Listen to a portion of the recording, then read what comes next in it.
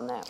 Do you think that the EU is looking as if it's splitting now? I mean, you mentioned Orban, you mentioned Poland, you could throw in Slovenia with that, certainly Salvini now in Italy, in terms of a unified approach to immigration, which is very different to that embraced by Merkel and by Macron.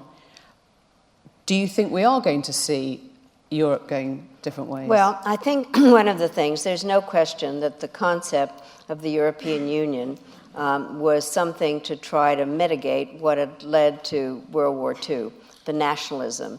And I think that it's obviously a very complex system, and are they the faceless bureaucrats in Brussels while there are nationalist feelings that are developing all over?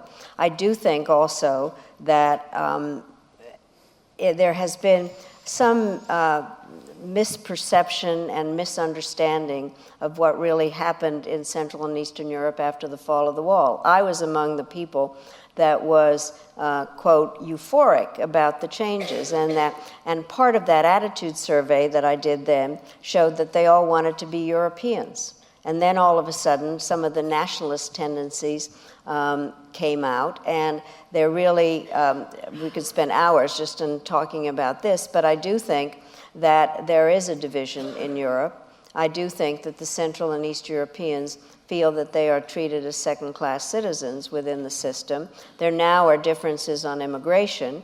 Then there are the issues to do with that the EU makes decisions by consensus, and the Poles and the Hungarians have each other's back in this. And I want to talk specifically about that question of immigration. Angela Merkel's fighting for her political life. I wonder if you ever think, what if Hungary and Italy and the rest are actually right?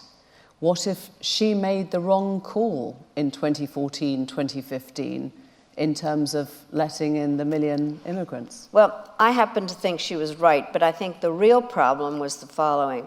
First of all, that there was not any foresight about the fact that there would be refugees that were coming out of the Middle East, that were where the whole Middle East was falling apart, and that in fact, for instance, Jordan, that is a frontline state, has refugee camps of people coming out of Syria. And so I have held a number of different conferences and meetings about why Europe was not prepared for any of this. The EU, at a certain stage, we had a meeting and people were talking about the fact that they didn't have the computer capability to even begin to process people. So people arrive in Greece and islands, and the system broke down. And yet I do think that for the most part, people have humanitarian feelings when they see people that have escaped in boats, etc.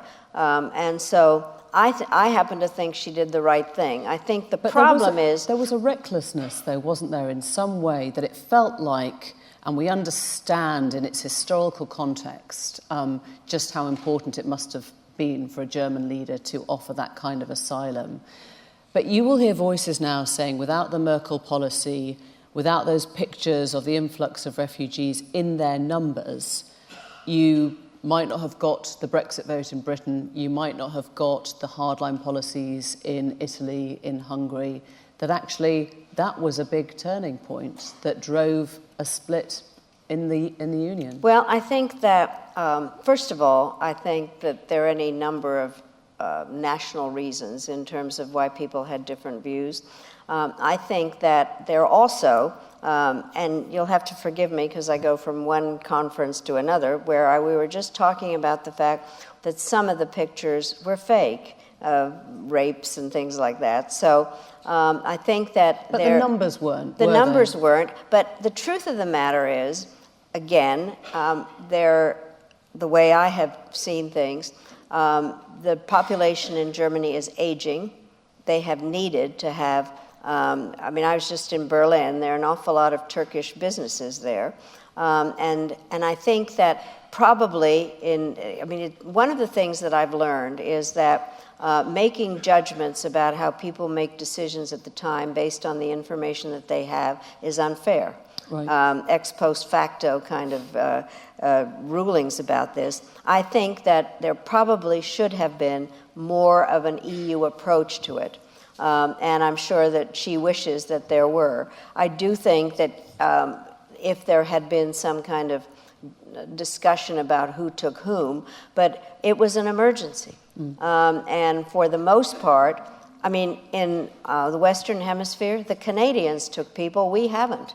And what I find really hard to do as an American at this point is for me to have any critical word to say about how the refugee situation has been dealt with in Europe when we are being totally un-American on it. You have